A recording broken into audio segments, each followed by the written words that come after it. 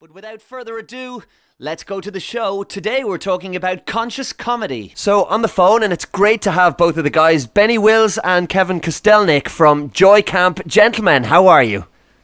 Doing good, John. Doing good. You got both of our names exactly right. Yeah, I'm really impressed. You got, Well, I'm very relieved because normally I get everything when it comes to names, particularly cross-channel or cross-water names, extremely wrong. So I'm very happy about that. Well, already best interview yet. Yeah, I'm usually Benny Willis when my name is first read. And I'm Kevin Kuss, and then they usually give up about halfway through and I finish it off. Well, I think since we've started so well, we'll just end it there. So really good to talk to you guys. Great chatting. It's been really good, John. It'd be very nice to have you back on again in about a year's time. Perfect. Well, listen, let's talk about Joycamp because it's something that I've been tracking and enjoying and following and have become a big fan of over the last months and indeed years at this stage. Tell us a little bit about it for the uninitiated and I suppose where the name Joycamp came from and that kind of thing as well. A bit about your background, guys. Sure, yeah.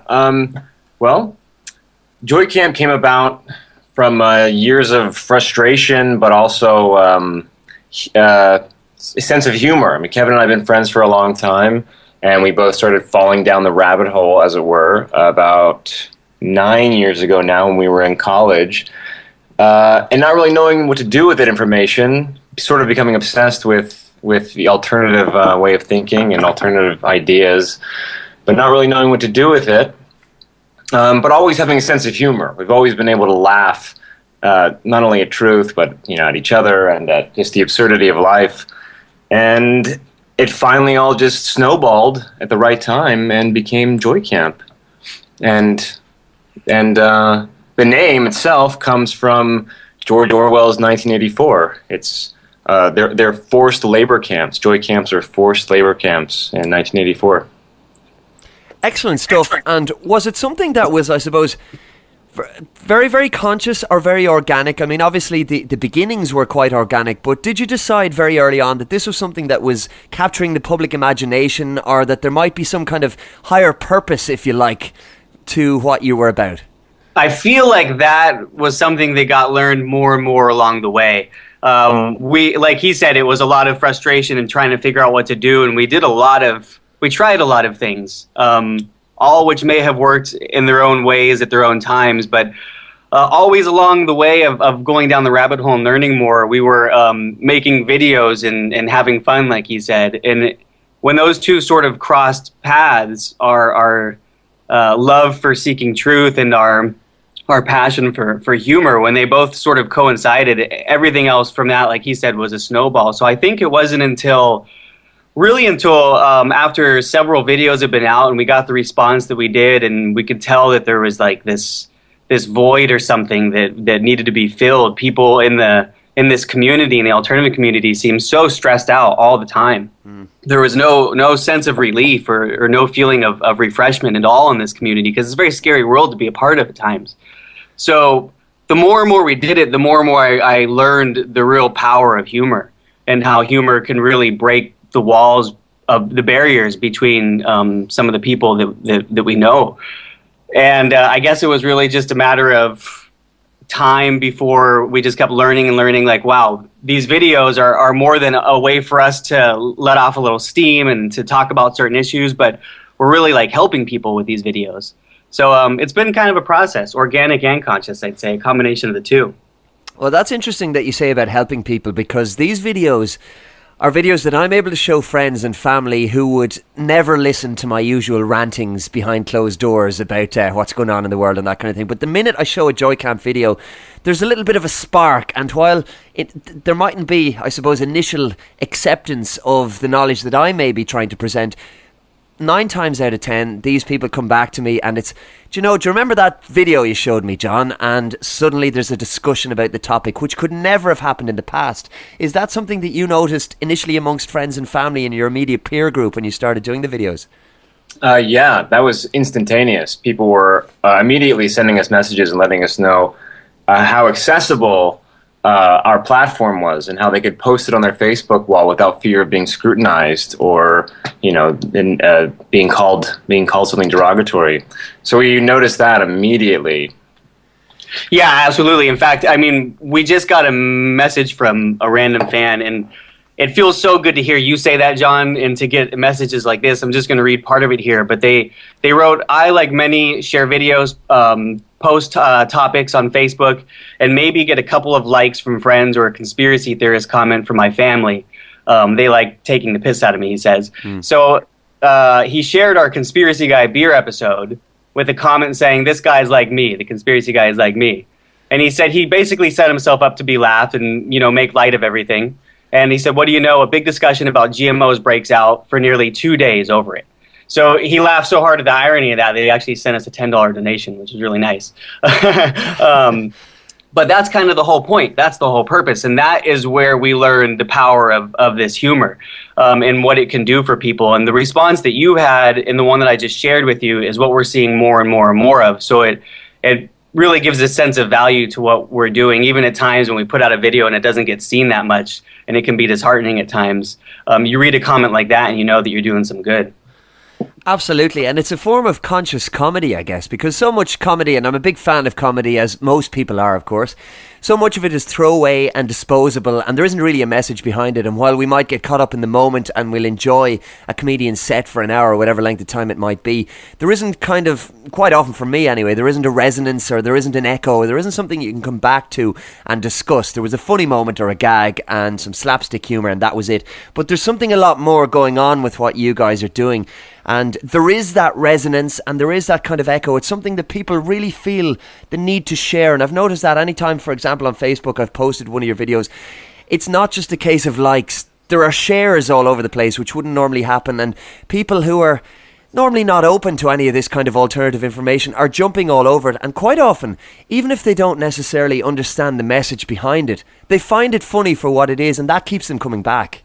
Yeah, Absolutely. Absolutely. So I suppose on to the next thing, truth, and what can be so funny and so humorous about truth, because the topics you're talking about, let's face it, a lot of it is to do with doom and gloom, and we're talking about everything from chemtrails to infiltration of the movie industry and music and that kind of thing. So these are quite highbrow topics, if you want to use that term, and they're not the kind of thing that most people would like, because they challenge the average paradigm that most people hold dear to and cling to themselves. So what is it about comedy, and particularly the brand of comedy that you guys have, that resonates with people and that people can connect with, and they can kind of break through that paradigm, even if it's only for a few minutes while watching the video? Wow. Well, I hope this answers your question. We make subjects that aren't funny, and once they're funny, people can pay attention to them. They can understand what we're trying to say, or not what we're trying to say, but the idea that we're presenting. And you want to take this for a second? Okay, I'll take this one for a second. I was thinking of something that I wanted to say here, but comedy it's universal, right? It's everybody loves to laugh, and so I guess we found that I spent years arguing with my dad about chemtrails. Okay, this is just a good example here. Just years. Join the club. I still do too. Yeah, okay, good. So we can relate. My dad's name is John also, by the way. So we spent years just really arguing and yelling at each other back and forth about it, and I could make no progress with him whatsoever, just none. I couldn't get anywhere. So then, 28 years old, I make this silly video about a conspiracy guy who's staring at chemtrails in the sky with a couple of other weirdos, and it's kind of funny, and there's some jokes about chemtrails in there, and I show it to my dad, and he is hysterical the whole time, laughing, so much so that he had friends come over, and he pulls up his computer, hey, come check out this video, and shows them, and they're all laughing in the room, and I'm thinking, I just made more amount of progress in a 3-minute video than I made in the last 10 years with my father. And I guess that sort of speaks volumes as to hopefully answer your question there, that comedy breaks down the walls that you have that divide us from anyone, from your father or from a friend or a stranger. If you meet someone and you laugh with them from the beginning, you automatically feel more comfortable with them.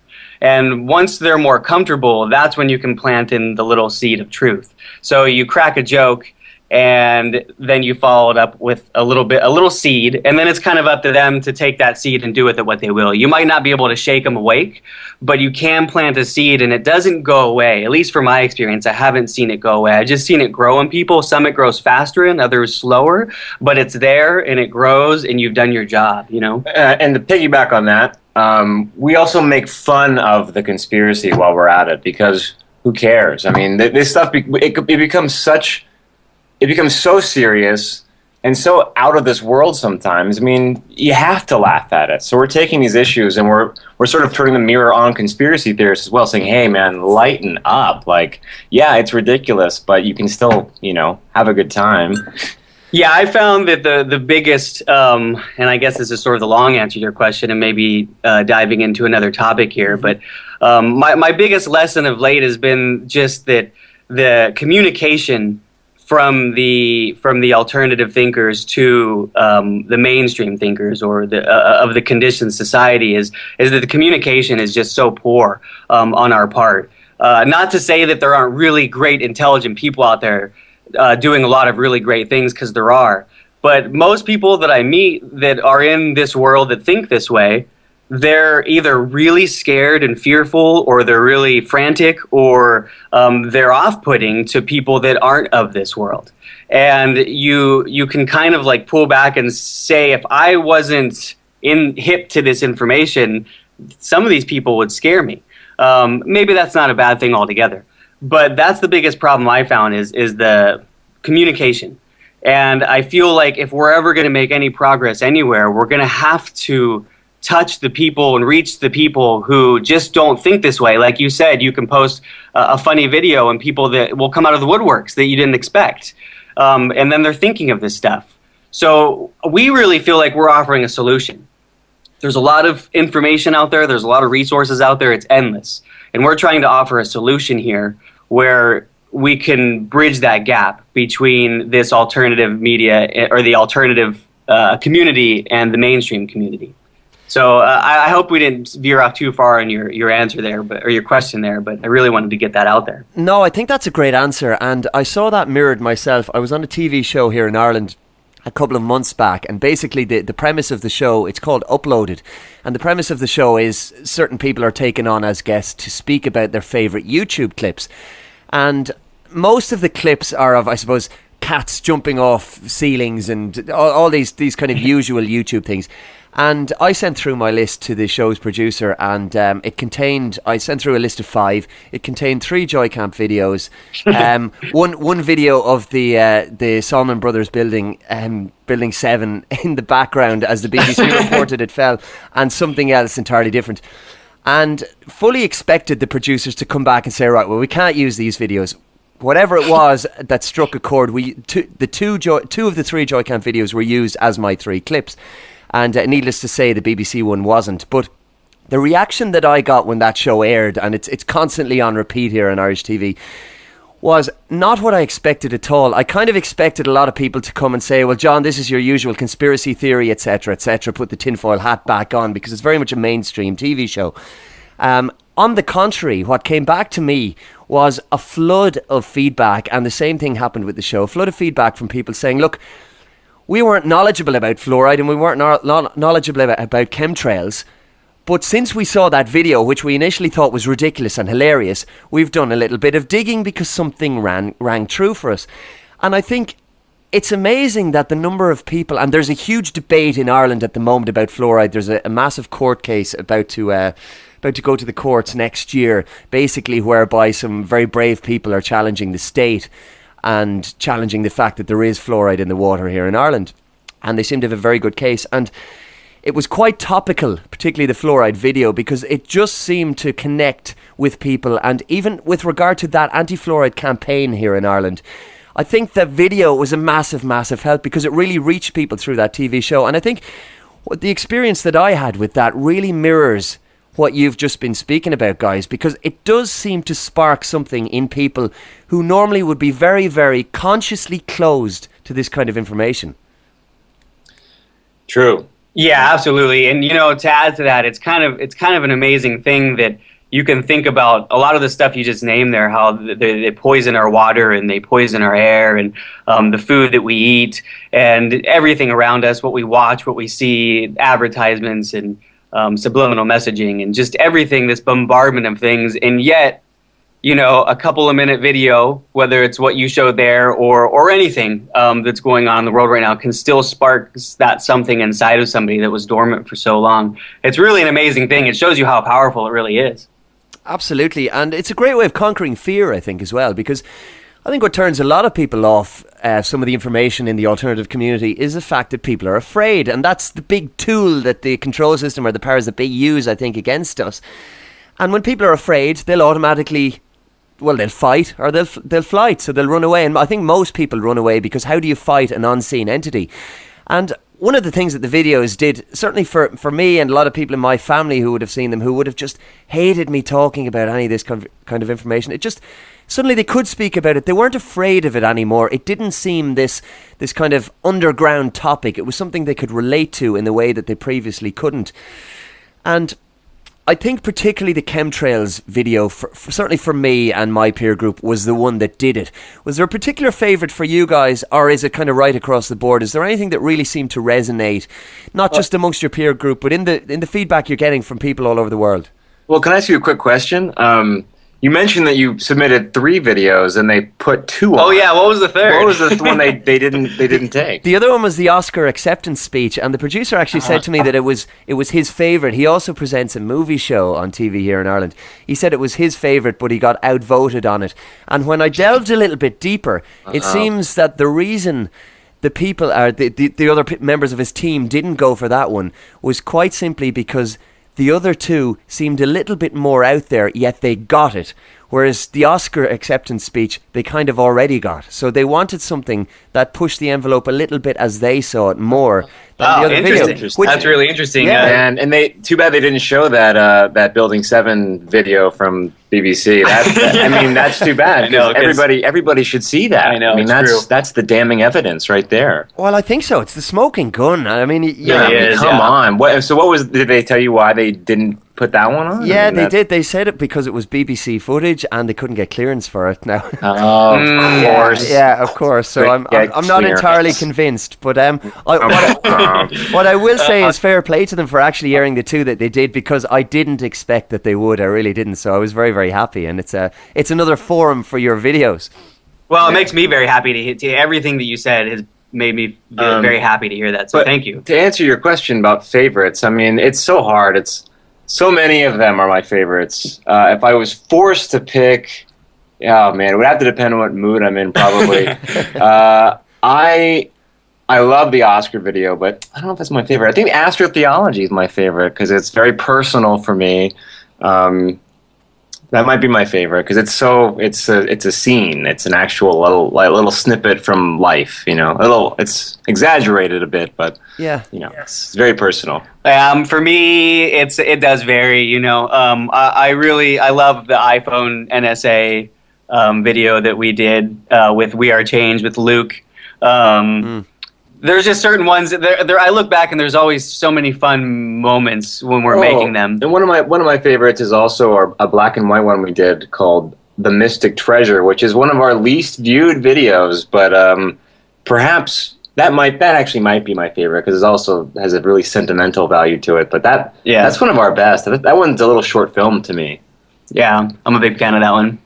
Well, you use the term short film, and one thing I've been struck by is the quality of the work that you're doing, because you go onto YouTube and you type in any kind of conspiracy or any kind of alternative, look for any kind of alternative information, and quite often so much of what comes back is, well, it's so ropey and there isn't a huge amount of production in a lot of the videos, and that's not to take from the information that's contained therein in a lot of cases, but it can be very difficult in this era of, I suppose, glossy and disposable viewing to take in a lot of information if it's not well presented. And the stuff that you guys are doing, it's just of such a high standard. So was that something that initially you wanted to really make sure of in the beginning, or what about your backgrounds? Is it something that you always wanted to do, or how did that come about? Because it can't be by accident.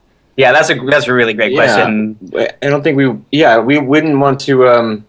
don't think we would have it any other way. I mean, I think we'd only want to put the best product out there when it comes to something where, that has our names on it, and it's an artistic expression in its way. But there have been many times when we've uploaded a video and taken it immediately down only to rework on it, for another few hours and get it back, because we know that something little will bother us forever if we don't fix it. So we've kind of always been like that. We've done a lot of videos in the past that weren't up to this, the caliber that we're at now. But it was always a matter of just getting better and better and better. And luckily, more equipment and technology came out over the years that was a little bit more accessible to get your hands on to produce things.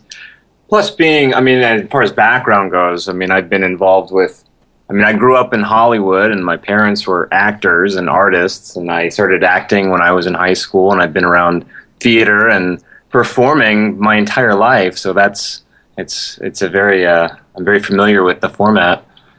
Yeah, and I've been editing for a really long time, making videos since the 7th grade in middle school. So it's both been a love in our lives, in their own mutual respects, in their own similarities, that we just manifested into our love for the truth. And so we went into it, we got some help from friends. My brother, Michael, films everything that we do. Mm-hmm. We have one camera, pretty much. We have one microphone, pretty much. And neither one of them were very expensive. We built some of our other equipment, like out of pipes and things. We have a guy, Nick, in our group who does a little bit of the editing with me, and is just been a huge asset for that type of knowledge. So bringing these guys together, it was sort of a combination of everybody putting in their best and really just trying to be creative and figure out how you can make a little go a long way. Well, it doesn't get much more creative than building something from a pipe. What did you build from a pipe? Yeah, well, our buddy Nick built a shoulder mount for the camera. So it's just all PVC pipe. They cost a couple $100 online, and he built it for like 20.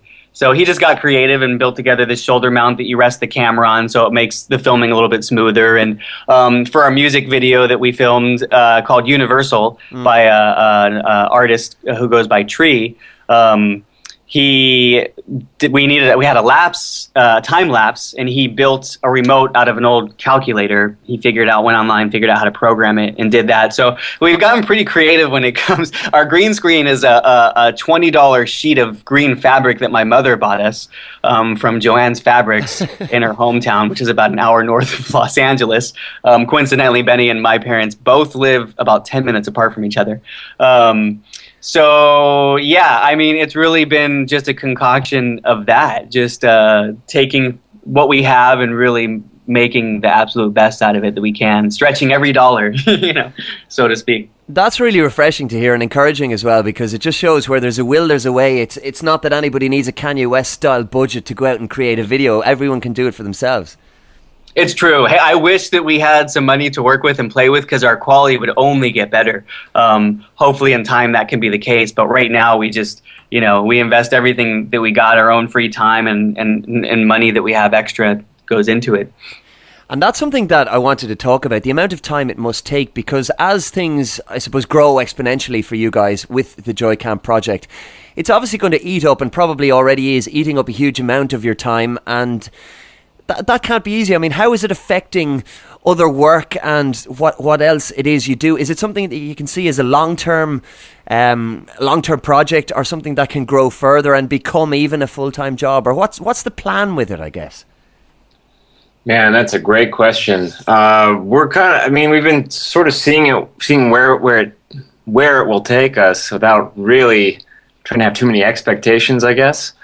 We would love to have it be a job, I think, but we're also considering our options. Do we want to just do YouTube videos, or do we want to combine, make more of an episodic type thing with multiple sketches per show, or do we want to branch off and do something narrative? We have options now, and we haven't really decided which way to go yet. Because going back to what you said about YouTube and the quality of what's on YouTube, when you look at who is getting the most subscribers and the most views, man, those videos are not very good. Do we really want to compete in this market? There's got to be another alternative to YouTube, I think, for for what we're doing, and we're trying to figure that out right now. Yeah, it's really is just sort of a learning process as we go. I hope it'll be full time. I have other means of how I make my money, which takes up more time than I like.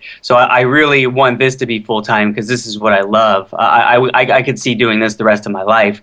And I'm not saying one-off short, funny videos on YouTube, but if that meant doing a full-length movie, or if that meant anything in this type of field that we're involved in, then that's really my goal. So I'm working on it, just like everybody is. It's like that, finding that balance, right? You have to, you're a thinker, but you also have to function in this reality. And if you're too far one way or another, your life's probably, you're not probably going to be very happy in life. Finding the balance between the two is really sort of my aim, and my goal here is really, how do I keep thinking and learning and growing and also function in this reality so that I'm not miserable and that I still have a roof over my head. So it's kind of that constant struggle. They don't make it easy. This system does not make it very easy, So it's just one day at a time, trying to figure it out and be smart about it as it goes along, I guess. Well, I think you're completely right, and you've touched on it there, because happiness is the key to everything, really. I mean, we all want to be happy, and so many people involved in this community who I speak to on a regular basis, there's an inner turmoil because they enjoy doing what they're doing, but they're also aware of the fact that so much of the information they're presenting is negative, because a lot of the truth and a lot of alternative thinking out there it does start from a negative place, because if you've got a control system, which I think most of us are in agreement does exist, well, that in itself is a negative thing. So you have to break down a lot of these negative barriers to see a positive light at the end of the tunnel. So I think it is about finding a balance, and certainly with what I do myself, for me, it's all about finding a balance, and it's not to get too bogged down in the heavy stuff. That's not to take from it in any sense, and it's not to say that things aren't as serious as they are. But it is important to have some fun, and that's the big thing for me in the work that you guys are doing. There's the element of fun. You're not afraid to poke fun at yourselves, at the alternative community, and I think the key to having a laugh with anybody is to be able to take a joke as well as give one, and you guys can clearly do that. I think that's very, very important, and I think it's why so many people can relate to what it is you're doing. Mm-hmm. Yeah, thank you. Yeah, exactly. And I mean, some people though are way too serious still. we put up some videos, and some people just think it's the biggest waste of time, and that's, how do you get through to those people? Because they're on our side ultimately, but they are the ones who are like, this is not funny. This is serious business. We need to take this seriously. Yeah, this is not a joking matter. Everything in life is serious. Man, but if I could get through to that guy, then it's a good day. Boy, that would make my day. Also, too, on the other side of that coin, we get the people every now and then that accuse us of being a part of the system, or being some employed agent of the system. And, I got to tell you, like, if we were an employed agent of the system, I feel like we got a really raw deal, because I just described to you our studio and our equipment, and I feel like we could have negotiated a much better deal if we were really an agent of the system. Well, I can relate to that. The same thing happens with me with my music career, because I use symbology and symbolism a lot, and I'm a firm believer that symbols are neutral, particularly power symbols such as triangles and pyramids and whatever else it might be.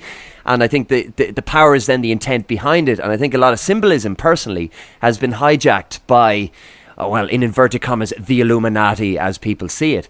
And people automatically associate something such as an all-seeing eye with some kind of negative connotation. I don't necessarily think that's the case. I think that we can all use symbolism in a positive light, and I do that. For example, if somebody goes to my own music website, they'll see my logo there, and there's a hint of an inverted pentagram in there and stuff, and it's done with positive intent, and for the reason that these symbols are going back thousands and thousands of years and aeons. They're power symbols, and they have an energetic resonance with people, and a lot of people think this is nonsense as well. It's my belief, and as a result, I get these accusations quite a lot from people. Oh, well, you're part of the control system, and you're being funded, and your career is going this direction because of that, and A, B, C, D. all complete nonsense. And I think the exact same thing. I sit there in my little house that I'm struggling to pay for, and I think, well, guys, hang on a minute. Why aren't I living it up like Jay-Z and pimping with hoes and this kind of thing too? Because because give me some of that. If I'm going to be part of the control system, give me that too, because I want it. Yeah, give me those hoes. We do the same thing. We do it as a joke. If you look back in our videos carefully, you'll notice all-seeing eyes and pyramids sprinkled all over the place because we just like to have fun with it. Yeah. Oh, yeah. We have a lot of symbolism in our videos. In fact, we have one video where you can see our whiteboard in the background, and there's a giant penis with a smiley face on it, for lack of a better term, shooting a load all over a pyramid with an all-seeing eye at the top. It's very subtle. Hey, look, you got to censor but it's in the video. You got to censor this for the young viewers. That's cool, but they can go to the video and watch it. Young viewers love big, giant penises with smiley faces shooting loads on pyramids with all-seeing eyes. Well, guys, let me tell you, the fact that you bring this up. I have a couple of notes here in front of me, and it's a shame we're not actually we're not on video now and that it's audio. But I have a couple of notes here in front of me with 1 or 2 bullet points, and one of my bullet points is a picture of just that, because I wanted to ask you about that. No way! Hilarious. What I'm going to do is it's the best interview ever. I'm going to put this picture up on the website to go with the interview, because obviously we'll have links to the videos and stuff like that. And yeah, I'm looking at my own rendition of that same picture. So you brought it up without me having to. I'm delighted about that. Hilarious. We were just so eager to talk about the penis that we couldn't prevent ourselves. Yeah, there's a lot though. There's a lot of George Orwell 1984 book pops up, and we have 1984. Aldous Huxley, Brave New World. The number 1984 is in almost, probably at least 50% of our videos. So yeah, if any of your viewers have seen our videos and they haven't seen these, go back and have another look and have fun. Absolutely, and there is a lot of fun there. But for some people, I'm sure there must be some kind of negative reaction. I mean, is there anybody who's really balls to the wall come out and said, what you guys are doing is ridiculous, it's demeaning to the seriousness of this community, and it's damaging? Is there anybody who's been really serious about that? Or what kind of negative reaction have you got, if you've got one at all?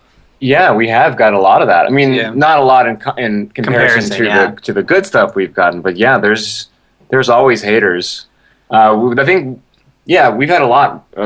There's one recent. Well, for the Oscar video, we had one because this is good. We got a boost in views the night of the Oscars because people were typing in Oscars 2013, and ours was the number 2 video that came up when you put those words in the YouTube search. A couple of days, which was great. So one guy posted, "You two should be hung in public." And I think that's one of my favorite all-time comments on a video. So as a response, we subscribed to his channel on YouTube. We're his 3rd subscriber. He has nothing but videos of him and his dog. So, and we have another guy. We post to a website, disinfo.com. Yeah. And we're contributors to that website. So we post our new videos up there all the time. And there's always one guy on there who just always has something negative to say about every single thing that we post, but yet he watches every single one of them, which is what's funny about it. So sometimes we'll comment back to him, and one time I invited him to be a writer with us and come up with an idea that he wanted to do, but he declined the invitations. Yeah, I don't mind. I don't mind the negative comments. In fact, it would be weird if we didn't get them. So I'm totally okay with it. It comes with what comes with the territory. Yeah, Patton Oswalt, a comedian, had a really great speech that you can read the transcript online. I think it was the Just for Laughs Festival, Toronto Festival. Yeah, it's a great speech, start to finish.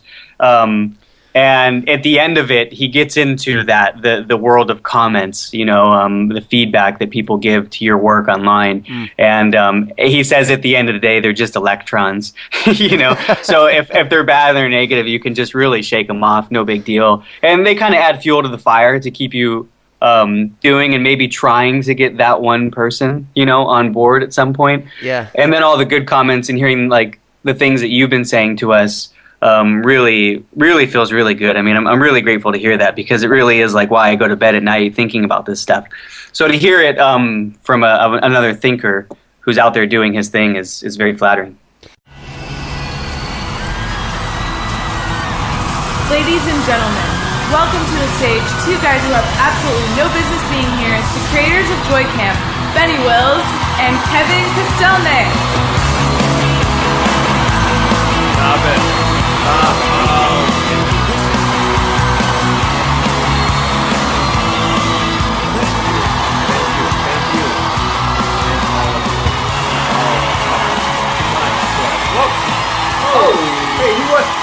Beyonce, come on, you're married. What are you doing with that?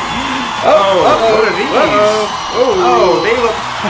Adele, come on, we don't want those. Take them back. Those are yours. Benny, what's wrong? Oh, I'm just a little woozy, Kevin. What are you woozy from, Benny? Well, I've been signing contracts in blood all day.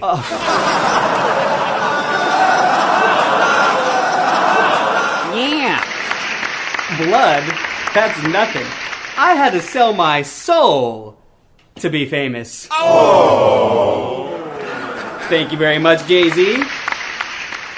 You're welcome! This year's nominees for the Illuminati Puppet of the Year are... Lil Wayne for Love Me, a song about how much traumatized women trapped in cages love Lil Wayne, featuring butterflies, Satan, and a bathtub full of blood. Azealia Banks for Young Rapunzel, the story of a person with little to no control over their own mind, bending over backward to a police state and surrounded by owls, eyes, and some all-around weirdness. Miley Cyrus for everything she did in 2013. Whether she was twerking, tongue-wagging, or panty-dropping, this former Disney poster girl turned innocence and wholesomeness into sleaze and trash faster than you could say Hannah Montana. Katy Perry for Prism, an album targeted at children that conveniently shares its name with another breakout star from 2013, the NSA's Prism surveillance program. And last but not least, perennial nominee Lady Gaga for Lady Gaga and the Muppets Holiday Spectacular. 3.6 million viewers tuned in to watch this Illuminati favorite flash the one-eye sign to Kermit and the gang. Being vacuous, soulless, and shallow never looked so good or endearing. Boy, Gaga sure is Gaga over that all-seeing eye.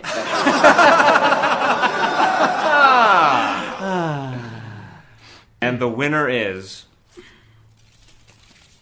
Oh, Kevin, I'm not surprised. Are you surprised? I'm not surprised at all, Benny. Miley Cyrus! Get up here, you little freak. Where are you? Come on, girl, it's working. Oh, there she is.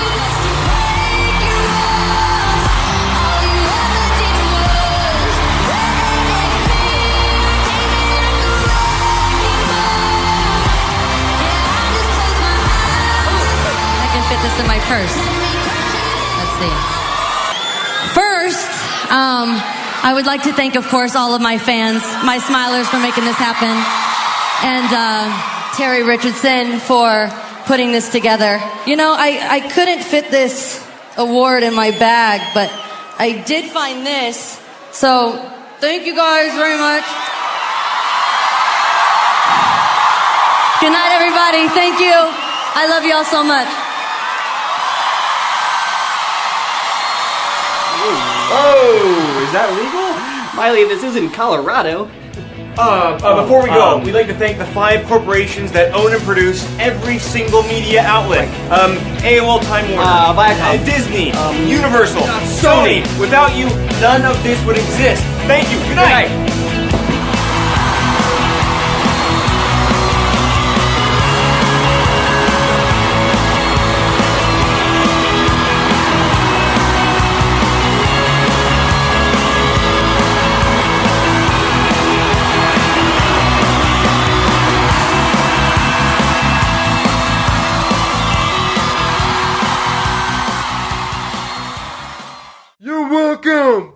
It's very interesting what you say about even how people, when they're being negative, you can find a positive in that, because again, the very nature of what I do with music, there's a lot of feedback that comes back. Most of it is positive, but you'll always get some negative stuff as well. And I actually feed off that. It's not that I dwell on the negative side of things, but I do think, in my experience, for every one person who's willing to go onto YouTube and hide behind a keyboard and make some kind of ad hominem attack, there are probably 1,000 who really like what you're doing, but they're too busy in their day. I mean, they like what you're doing and they make it a part of their day and they enjoy it, but they're not necessarily going to go onto YouTube and spend 15 to 20 minutes constructing an email to necessarily thank you for what it is, because I think a lot of people focus on a lot of negative things, and when they do, they're more likely to be vocal about it. For example, if somebody has a good meal in a restaurant, I think they're far more likely to walk home and tell their friends about the good meal they had, whereas if they have a negative experience, they'll complain in that restaurant.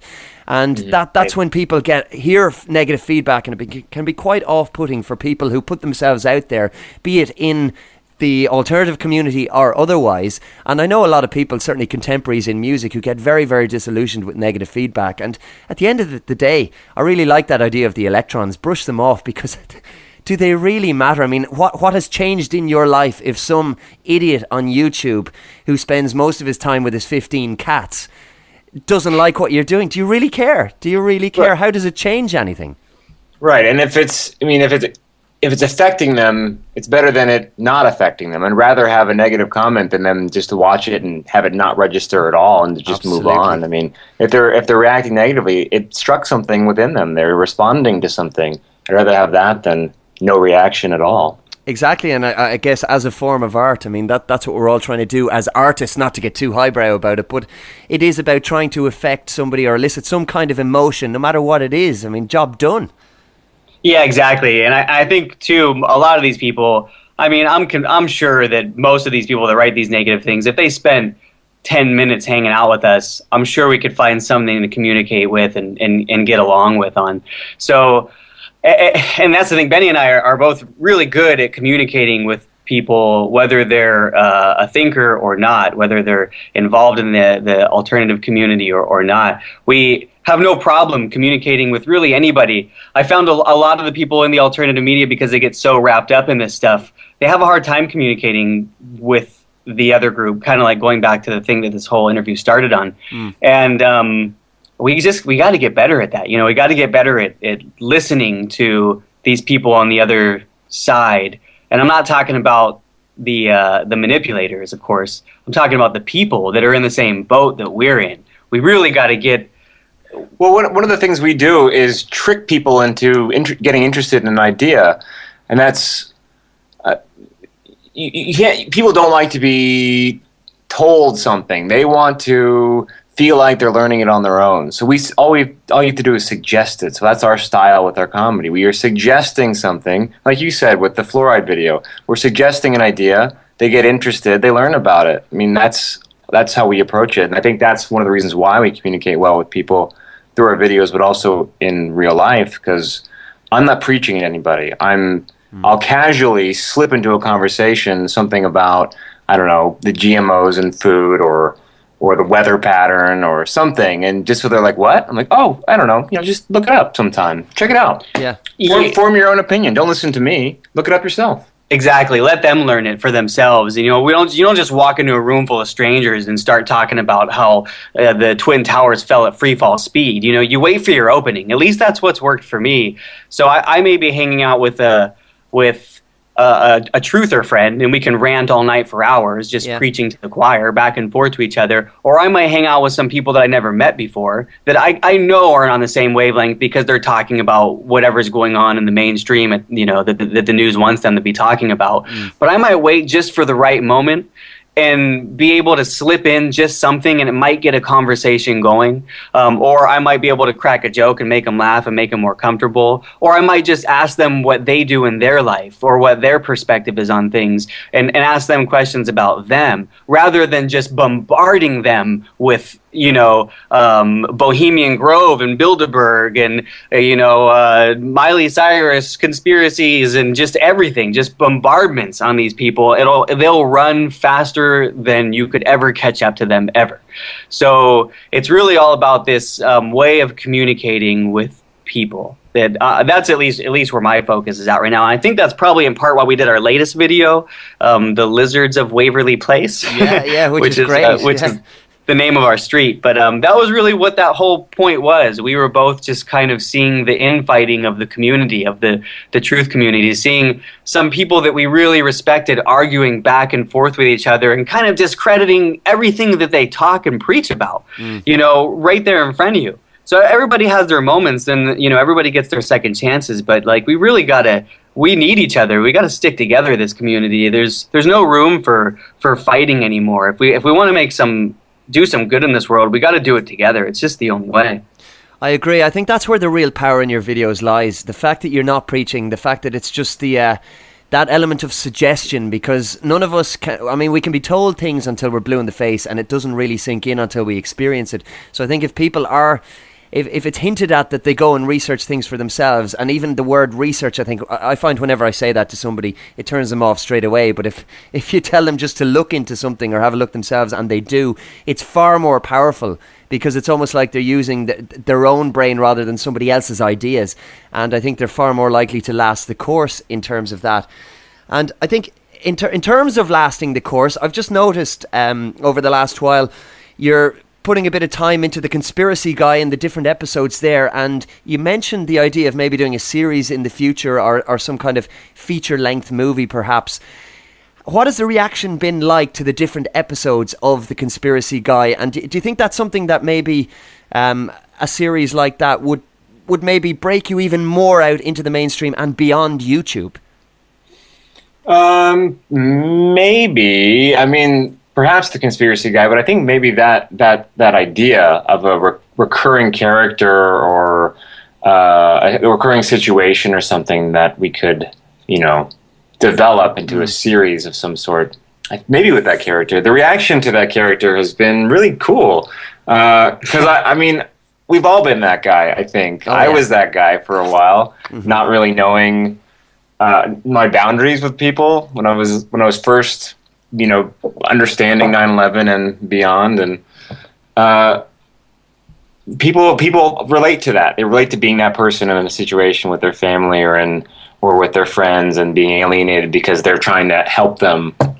But I didn't realize how popular the character was until we released this third one, because it had been almost a year since we did episode 2. So when we brought the character back for episode 3, like 11 months later, people were like, "Oh, finally! I love the Conspiracy Guy." So I think we'll probably do more. Oh of those. Man, we got to do more of these. Yeah, we'll do them more often, because the reaction was so great to this last one. The nice thing is with a guy like that, we'll have material to write about for years and years and years, because it just never ends with the conspiracies. So whether they're right or wrong, most of them are probably right, but there's just so much material that we can do with that guy, and there will definitely be more. There will be more.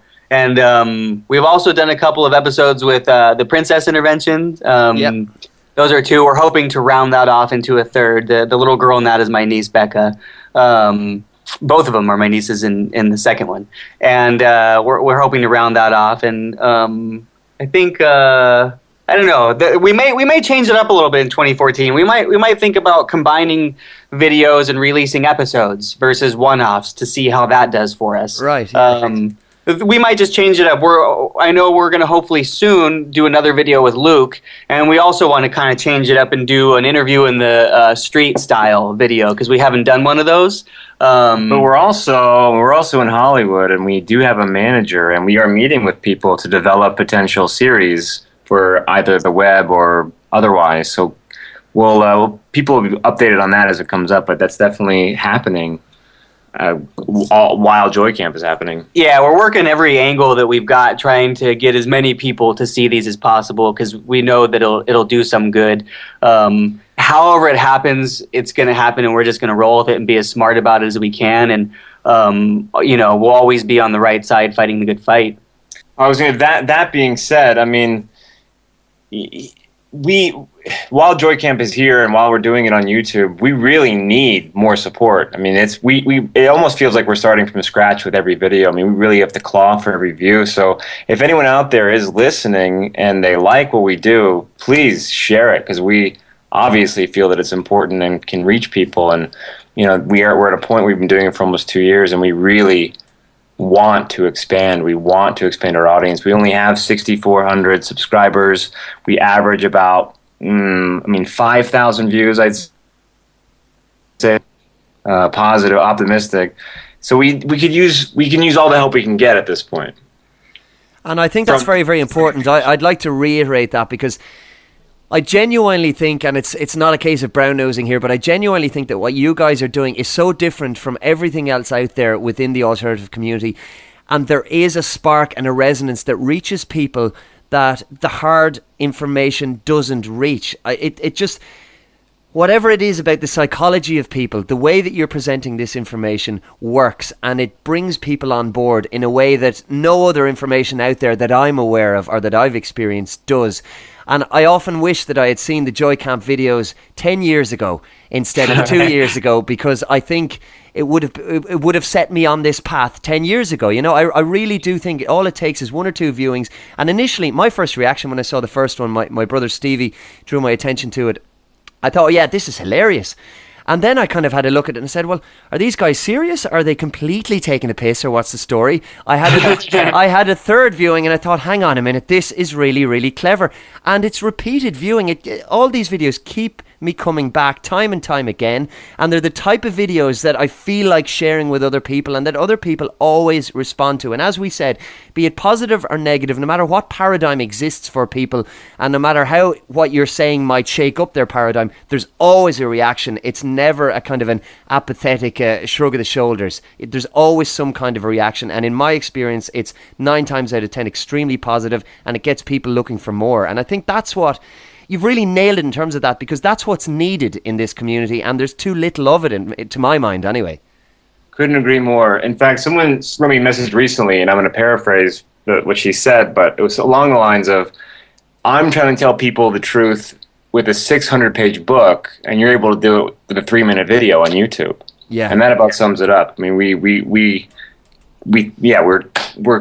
relaying information in a very succinct manner.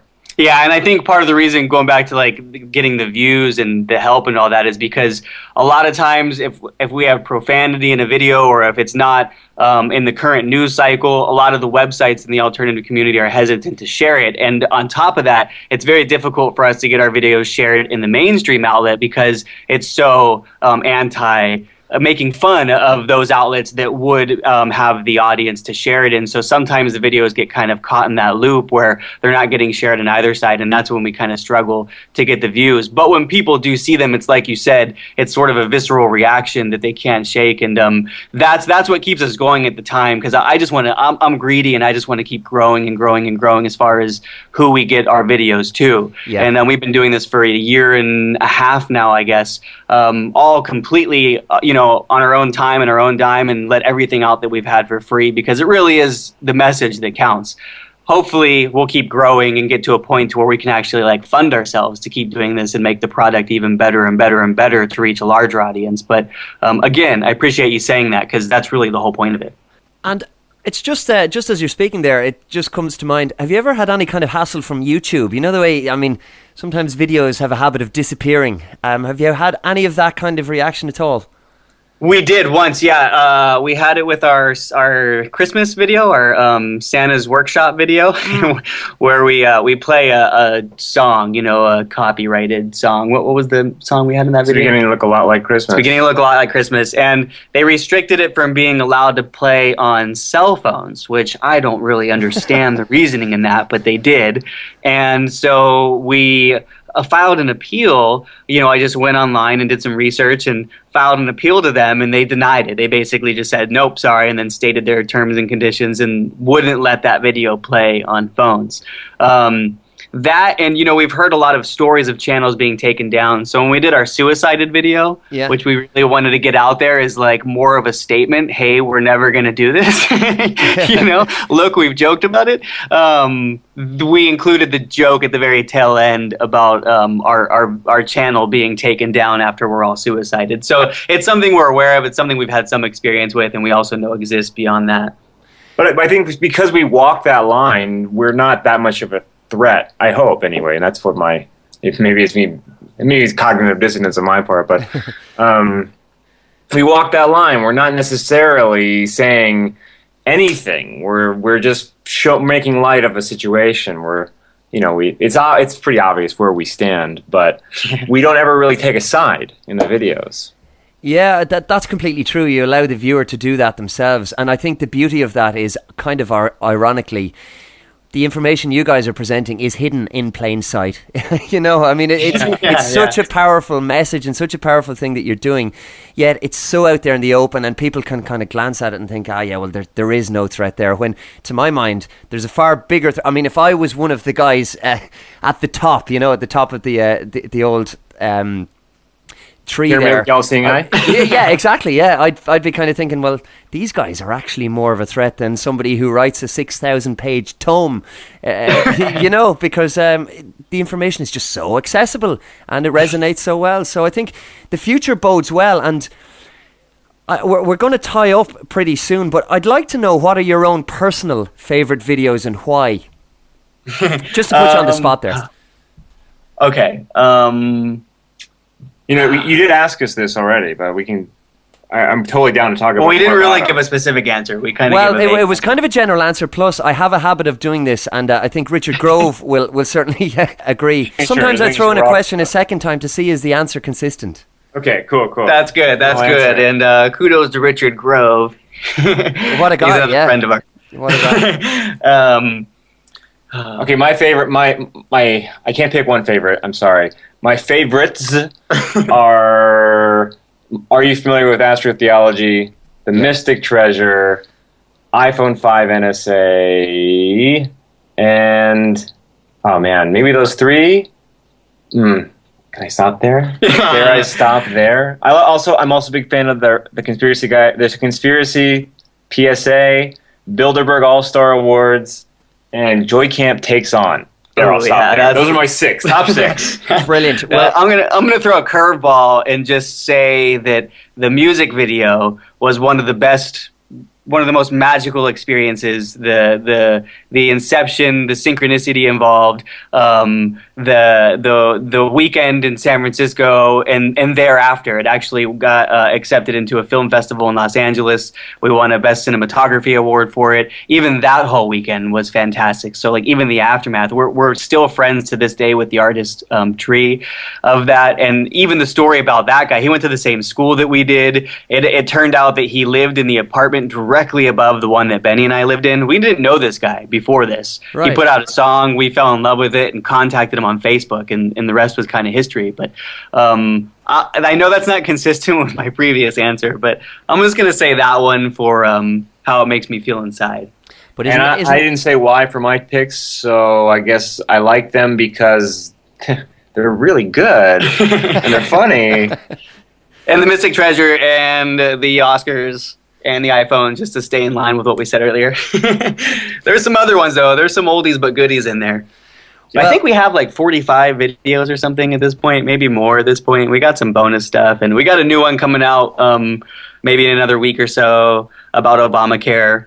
So stay tuned for that. That should be juicy. I'm looking forward to that. yeah. So. It's gonna be quick and dirty, but it's got a pretty funny angle, I think, to it. So that'll be good. And then I think we're gonna maybe do a TSA one coming up here pretty soon. And then we definitely got plans for the New Year's. I mean, the Grammys and the Oscars are just around the corner. So yeah, so fun times ahead. And in terms of the people that you look up to or the information that you value most in the alternative community, are there any names that you could pick out, people who you especially like or you would like to point to as maybe being an inspiration, or maybe not an inspiration, but just guys that you like?